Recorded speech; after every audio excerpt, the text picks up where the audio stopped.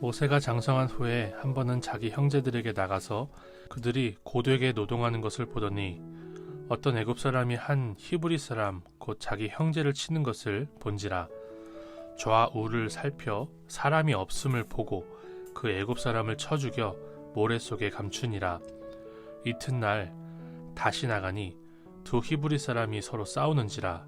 그 잘못한 사람에게 이르되 내가 어찌하여 동포를 치느냐 하매 그가 이르되 누가 너를 우리를 다스리는 자와 재판관으로 삼았느냐?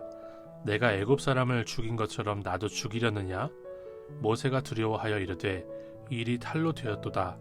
바로가 이 일을 듣고 모세를 죽이고자 하여 찾는지라. 모세가 바로의 낯을 피하여 미디안 땅에 머물며 하루는 우물 곁에 앉았더라. 미디안 제사장에게 7달이 있었더니 그들이 와서 물을 길어 구유에 채우고 그들의 아버지의 양떼에게 먹이려 하는데 목자들이 와서 그들을 쫓는지라. 모세가 일어나 그들을 도와 그 양떼에게 먹이니라. 그들이 그들의 아버지 르우엘에게 이를 때에 아버지가 이르되 너희가 오늘은 어찌하여 이같이 속히 돌아오느냐? 그들이 이르되 한 애굽 사람이 우리를 목자들의 손에서 건져내고 우리를 위하여 물을 길어 양떼에게 먹였나이다. 아버지가 딸들에게 이르되 그 사람이 어디에 있느냐? 너희가 어찌하여 그 사람을 버려두고 왔느냐? 그를 청하여 음식을 대접하라 하였더라. 모세가 그와 동거하기를 기뻐하매 그가 그의 딸 십보라를 모세에게 주었더니 그가 아들을 낳음에 모세가 그의 이름을 게르솜이라 하여 이르되 내가 타국에서 나그네가 되었음이라 하였더라. 여러 해 후에 애굽 왕은 죽었고 이스라엘 자손은 고된 노동으로 말미암아 탄식하며 부르짖으니 그 고된 노동으로 말미암아 부르짖는 소리가 하나님께 상달된지라. 하나님이 그들의 고통 소리를 들으시고 하나님이 아브라함과 이삭과 야곱에게 세운 그의 언약을 기억하사 하나님이 이스라엘 자손을 돌보셨고 하나님이 그들을 기억하셨더라. 저는 오늘 본문의 말씀을 묵상하면서 하나님이 보셨다 그리고 모세가 보았다라는 것이 계속해서 울리고 있다는 것을 생각해 볼 수 있었어요. 모세가 먼저 이스라엘 백성들이 노동하는 것을 보았습니다. 그리고 자기 형제가 맞는 것을 보았어요. 좌우를 살펴 사람이 없는 것을 보았습니다. 그런데 보고 보았더니 분노가 나고 사람 죽이고 모래에 숨겨서 살인을 감추었습니다. 이 사건은 결국 이스라엘의 구원이 아니라 더 큰 고통으로 나아가게 하는 그런 사건이었죠. 그런데 마지막 절에 하나님이 이스라엘 자손을 돌보셨대요. 하나님이 보셨대요. 하나님이 보시니까 이스라엘 백성들이 노예에서 해방되는 역사가 일어나는 것입니다. 이렇게 우리가 내 눈으로, 육신의 눈으로 보면 살인이 되고 미움이 되고 분노가 나는 것이 당연하지만 하나님이 보시면 구원이 일어난다는 사실을 생각해 볼 수 있습니다. 그러니 우리는 보고 또 보는 사람들이 아니라 눈을 감고 하나님이 봐주시기를 간구하는 사람들로 살아야 된다는 생각을 해볼 수가 있었어요.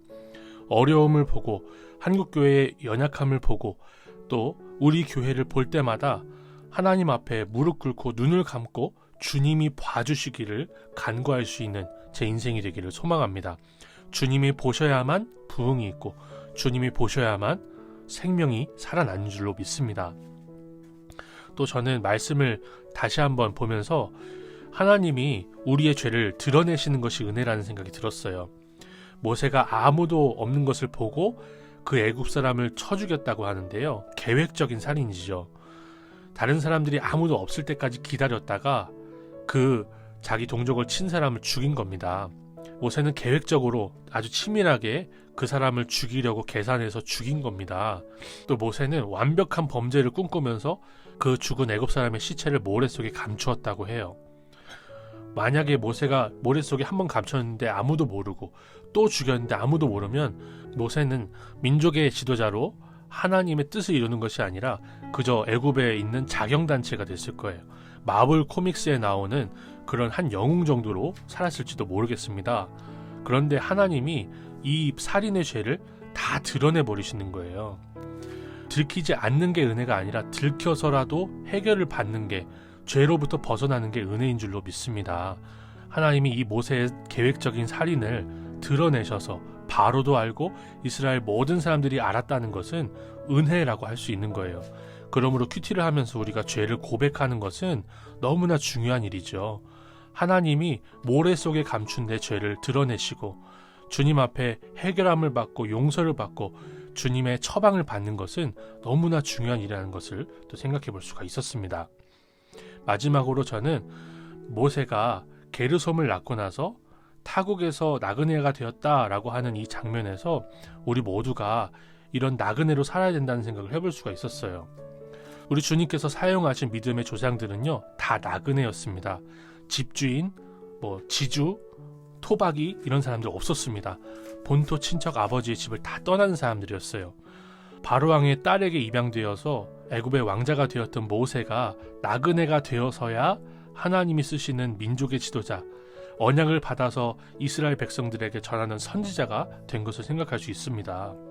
한 교회를 열심히 섬기는 것도 너무나 중요하지만 우리는 나그네로 살아야 됩니다. 내가 이 교회의 주인이고 오랫동안 있었고 내가 얼마나 대단한 사람이며 유지인지를 말하는 것보다 우리는 주님 앞에 언제 어느 순간에든지 나그네로 사는 것이 복이라는 것을 고백할 수 있기를 소망합니다. 바로의 궁정에서 왕자일 때는 살인자가 되지만 나그네가 되었을 때는 민족의 지도자, 하나님 나라의 일꾼으로 사용되는 것을 볼 수가 있듯이 우리도 하나님 앞에 나그네로 오늘 하루를 보낼 수 있기를 간절히 소망합니다. 하나님 아버지, 우리가 모세처럼 내 눈으로 보고 분노하여 내 손으로 죄짓지 않기를 원합니다. 주님이 보시기를 간구하며 주님이 보셔야 구원의 사건이 될 줄을 믿고 우리 눈을 감고 주님께 간절히 기도하는 우리가 되게 하옵소서. 주께서 나그네로 사는 자들을 들어 주의 일을 하시는 것을 우리가 보게 됩니다. 하나님, 우리도 나그네로 살기를 두려워하지 말게 하시고 주님이 들어 쓰시는 나그네로 살게 하옵소서. 예수님의 이름으로 기도드립니다. 아멘.